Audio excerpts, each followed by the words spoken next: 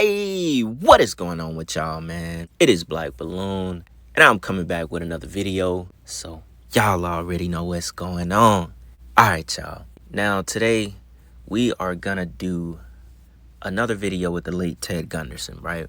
So, the first video was The Finder's Cult, Part 1. The reason I say Part 1 is because all of this stuff is very related to each other, and it definitely ties back into the video we are about to do now, considering this was like, one widespread cover-up CIA front. I believe it in a way was all connected. Even when Ted Gunderson did a bunch of his talks, he brought up the Finder's Cult and the subject of today's video, together in the same couple of sentences. So, I feel like it's all connected. Now, we could do another video that's like a part 2 more to the Finders. I did find a little bit more information on that. This video will be more focused on the Franklin cover-up, the Franklin case out of Nebraska. Very sick and twisted story if you haven't heard of it.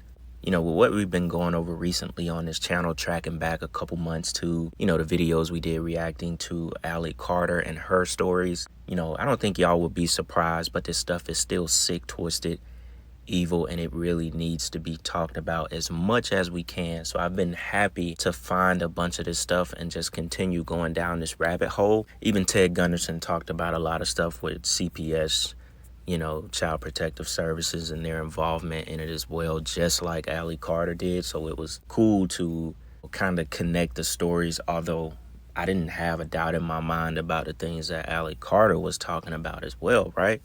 All of this stuff relates, man. So, yeah, in this video, we're going to do the Franklin cover-up. We're going to get into some more clips from Ted Gunderson. I also got a really interesting article to read from as usual. And we'll just take the time to get into the story. Without doing too much talking in this intro, we'll go ahead and jump into the first clip from Ted Gunderson about the Franklin cover-up. Y'all are going to find this to be very interesting. So with that being said, check this out. And the next major case I'd like to mention is the Nebraska case. In 1988, I received a phone call from Lincoln, Nebraska. One of my college friends said, "Ted, you better get back here." There was a major investigation headed up by John DeCamp, former state senator, good friend of mine.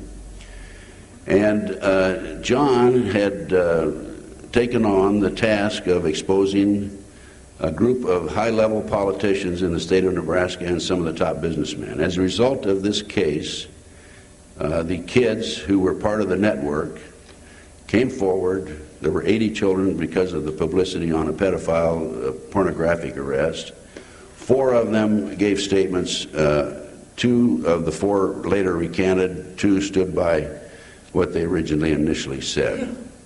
And what we developed there was that children were being taken out of orphanages and foster homes, driven to Sioux City, Iowa, 184 miles away, and flown to Washington, D.C. for sex orgy parties with congressmen and senators.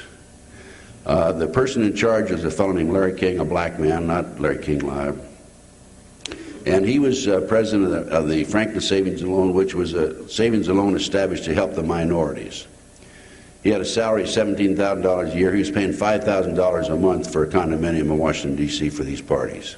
All right, y'all. Real quick, I won't make this too long so we can get back to the clip. He's going to mention a couple of characters. Now, this is one of the key characters we have to talk about just really quick so we could get to know who he is. His name is Lawrence E. King, Jr. Everyone now agrees had a remarkable knack for stretching on the dollar. On a salary of $16,200 a year, the credit union manager drove a $70,000 white Mercedes and still could afford to spend $10,000 a month on limousines. His credit card charges topped $1 million. He owned a 4-story house on 26 acres overlooking the Missouri River, and his floor bill came to $146,000 during a fragrant 13-month period in 87 and 88. A former McGovern Democrat who converted to the GOP King threw a $100,000 party for 1,000 close friends at the Republican National Convention in New Orleans 2 years ago, leasing a warehouse used to store Mardi Gras floats. 4 years earlier, before singing the Star-Spangled Banner at the Republican Convention in Texas, he hosted a similar bash by renting South Fork, the ranch used to film Dallas. When visiting Los Angeles, King preferred a 2-story suite at the Beverly Wilshire Hotel in Washington. He paid $5,000 a month to occupy a palazzo on California Street next to the Venezuelan embassy. A federal jury this summer will decide whether King, 45, is guilty of charge of looting $38 million from the Franklin Community Federal Credit Union in a predominantly black neighborhood of North Omaha. Last week, a county grand jury, under the direction of a special prosecutor, began sifting through allegations tying King to a Little prostitution and exploitation ring that reputedly catered to some of Omaha's most respected. As a result of the investigation, we learned also that there was an international child kidnapping ring operating out of the Midwest and all the way into Washington, D.C. Paul Benassi, one of the kids who I interviewed for 5 hours, I've got him on 5 hours of tape, by the way. I need to make that tape available to you, but I'm so busy, I'm kind of like a one-armed paper hanger, that I just haven't had time to do it. But Paul Benassi, when he was 10, 11, 12 years old, was recruited by these people to be one of them and to act as a buffer and in shopping centers, parks, public places, to attract the children at his age over near the car. The adults involved in the ring would grab them and they would kidnap them. The kids, of course, talked about satanic cult ceremonies. They talked about the kidnapping ring. Paul's life has been turned upside down because he refused to recant, as did Alicia Owens, the other person who refused to recant. Alicia's still serving time in prison for lying to the grand jury. She was convicted of that. When she was 14 years old, she had sex with the chief of police, Bob Wadman. That's what she said. And the other kids backed her up. Other top businessmen who were identified were Harold Anderson, publisher of the Omaha World Herald, the head of the Society page in Omaha, Eugene Mahoney, who was a former vice squad police officer in Omaha and is now head of the Forestry Service for the state of Nebraska. And the list goes on and on and on. The pedophile ring, homosexual pedophile ring, they were transporting these kids from Omaha to Des Moines, to Minneapolis, to Milwaukee, to Madison, and back to Omaha. So, unfortunately, the investigator prior to my entering the case, Gary Caradori, had learned about some pictures. And these pictures were the smoking gun of the case. Pictures of politicians having sex with children and other unbelievable acts, boys and girls and so forth. Now here is the other key figure when it all began, Craig J. Spence. Him and Lawrence King, they both worked together and they both essentially started the ring that turned into an international sex ring that was mostly young boys. And they helped recruit, and they had pimps that were politicians and all the way up to Washington, D.C. Craig J. Spence was 49. He was a Washington lobbyist, party giver, and shadowy central figure in a district sex scandal last summer. He was found dead under unexplained circumstances Friday in a Boston hotel room. He also talked about the CIA killing him and saying that he unalived himself. So remember, as we read this article, it actually came true. Basically, these guys were, Epstein before Epstein, especially a lot of stuff that I read about this guy. They gathered a lot of powerful people through parties for him, did this, did that, all in the name of running a prostitution ring of little boys. So it says, Boston police said Spence was found fully dressed on his bed after officers forced their way into his room at the Ritz-Carlton. The cause of death was not immediately known. No visible sign of injury, and the cause of death was under investigation at the time. Spence, a former radio and television journalist, was widely publicized last summer as the sometimes eccentric host of parties and seminars that drew famous, or at least near famous, names to his imposing stone house in the Colorama area. Attention was focused on him after reports that he was frequenting a male escort service run out of a house in upper northwest Washington, which came under the scrutiny of authorities. Now you got to remember, they were running these escort services in Washington, and that is pretty much based off where the Finders cult was located as well, which Ted Gunderson said this was a CIA front for trafficking. You also have to remember that Spence said that he would be killed by the CIA, and they would put it out in the media as him unaliving himself, which is why in the beginning of this video I said everything is related. And this is deep. This story is very deep, and it has a lot of players in it, a lot that we probably won't even be able to cover in one video. It also was disclosed that he and friends had been allowed last year to take midnight tours of public areas of the White House. Not just him and friends. We're going to find out a little bit more about that later. He had checked into the hotel November 4th under an alias and was scheduled to check out Friday. But when members of the cleaning staff went to prepare the room for the new guests, they could not get in. Boston police said last night that Spence was found in a black tuxedo with a white bow tie, white suspenders, black socks, and shoes. He was wearing glasses and was carrying personal papers, jewelry, and money. In August, the Secret Service said Spence had been served with a subpoena to appear before a federal grand jury here. The Secret Service was interested in his connection to a uniformed Secret Service officer who admitted receiving a Rolex watch from him. The agency also was seeking Spence's testimony about the Washington escort service, whose operator said he patronized often. The service, which catered primarily to gay men, was being investigated by the Secret Service. And now it gets much deeper. So the official photographer of the group was a fellow named Russell Nelson. And Rusty was a farm boy from Nebraska. He had never seen the bright lights of the big city. And he was enamored with the rich and the famous and the jet airplanes and the trips around the world, actually. And he was a professional photographer, and he started out by working in a gay club, taking pictures for the club, and he was recruited from there into the sex ring. Rusty was not himself homosexual, I'm convinced of it. I've spent quite a bit of time with him. He, in connection with his work, would sneak a roll of film in on occasion when he was photographing these acts, because they were taking the, quote, official film away from him as soon as it was completed. Rusty sent these pictures back home, and he also scattered them around the United States, negatives and photographs themselves.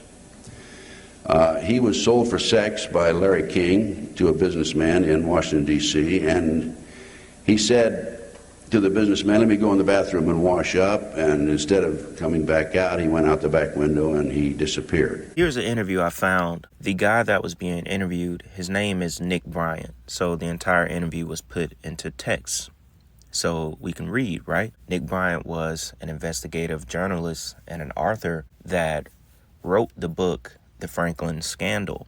He goes on to give a little bit more of detail about what Ted Gunderson was talking about with the photographer Rusty Nelson and just the entire scandal in general. So it says the Franklin Scandal is about an interstate pedophile network that flew kids from coast to coast.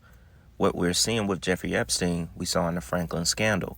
Although I think the Franklin pandering network was much, much bigger than Jeffrey Epstein's network. There were two primary pimps. There was a pimp in Nebraska, Larry King, who we've already talked about. He was getting children that had fallen through the cracks from foster care homes, from Boys Town Orphanage, and from some other institutions. There was another pimp living in Washington, D.C., who was involved in this, Craig Spence, who had his home wired for audio-visual blackmail. Anybody who took part in any of those parties at Craig Spence's home was definitely blackmailed, a lot like Mr. Epstein. Social services ultimately found out about that network, and they went to both state and federal law enforcement.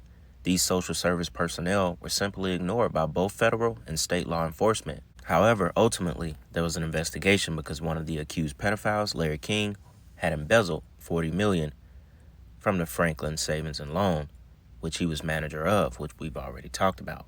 He says those senators hired an investigator named Gary Caradori, who Ted Gunderson also talked about. They say this guy was an amazing investigator. He found additional victims and videotaped them. He had 21 hours of videotaped victim testimony, and that testimony was given to both state and federal law enforcement. They can no longer deny or ignore that Lawrence King ran a pedo network. So it had gone to a whole new level, and that required a completely new and improved cover-up, a much bigger cover-up. At that point, there were some very mysterious deaths, including the investigator, Gary Caradori. His plane disintegrated over Lee County, Illinois. I think he got some really critical evidence that was going to blow the thing wide open. There were also 2 grand juries that were corrupted.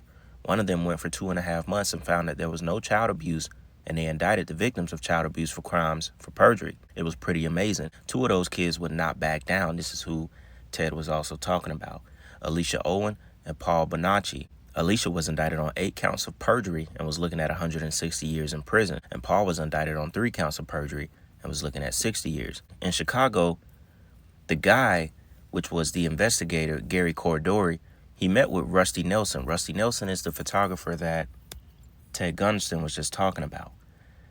This guy called him a pornographer.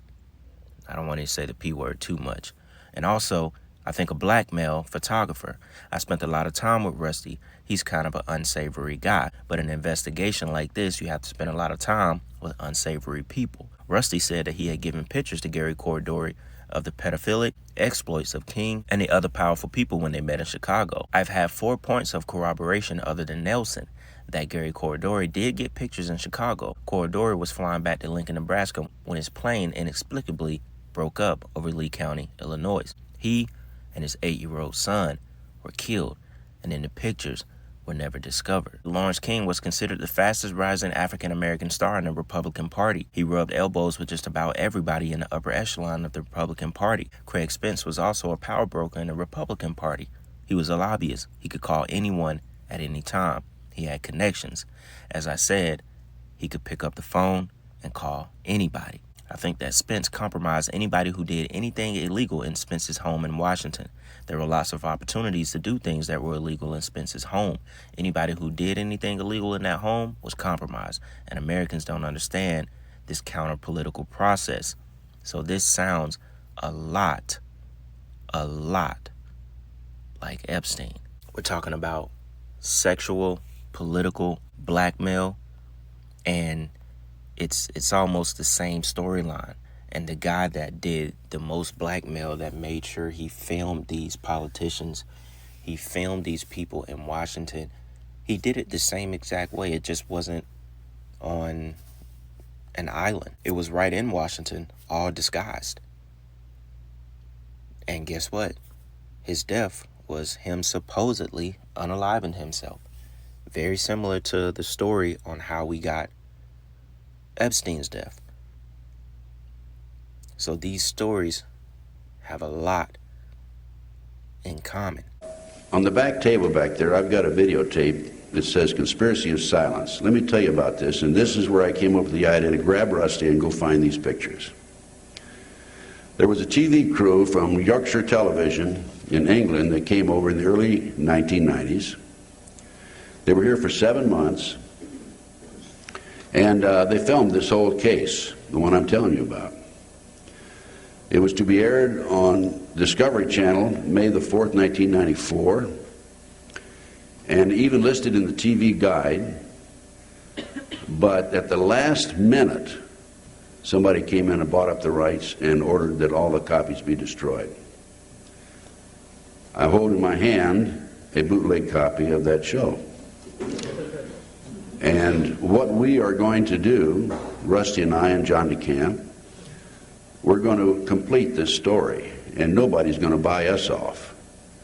I don't know if we can get it on Discovery Channel or not, but we're going to do our own video. And we're going to basically include the information here on this video, and we're going to update it. We're going to include the $1 million judgment. We're going to include information about more details about the kidnapping ring, and including an interview with Noreen Gosch. Noreen Gosch's 12-year-old son was kidnapped back in 1982, Johnny Gosch. There's a book out. It's called Why Johnny Can't Come Home. And I was supposed to have a case of them here tonight, but something happened. I guess, I don't know, maybe they're in the mail someplace. But Paul Benassi helped kidnap Johnny Gosch, and he gave us a statement to that effect. And they took Johnny that first day. He was kidnapped on a Sunday. He was delivering his Sunday Des Moines Register. Took him to a safe house in Sioux City, Iowa. They kept him there. And according to information developed by the mother, Noreen Gosch, the snatching of the child was ordered by a fellow named Michael Aquino. Michael Aquino, head of the Temple of Set out of San Francisco. This is in her book. And Michael Aquino wrote me a letter because I quoted him someplace and challenged me on it, but I said, hey, it's in the book. It's in Noreen Gosch's book. Anyway, All right, y'all. So the end of this video sets us up for our next topic. And it's going to be just as interesting as the one you just watched. So here's a quick overview of the guy, Michael Aquino, that Ted Gunderson just mentioned, right? He said Michael Aquino ordered the kidnapping of Johnny Gosch, which he's going to be, featured in the next video that we do. So it says Michael Aquino founded the Temple of Set in 1975. Aquino was a political scientist, military officer, and a high-ranking member of Anton LaVey's Church of Satan. He left the Church of Satan after becoming dissatisfied with LaVey's direction for the church.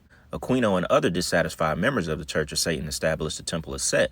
The Temple of Set's doctrine is based on the writings of you-know-who, Aleister Crowley. The Temple of Set's practices focus on self-development, and they believe that the Egyptian deity Set is the true prince of darkness. Now, I think it's also worth noting, which a couple of you pointed out in the Finders video, part 1, that Ted Gunderson was married to a woman named Diane Hargody, who is also known for her involvement with the Church of Satan.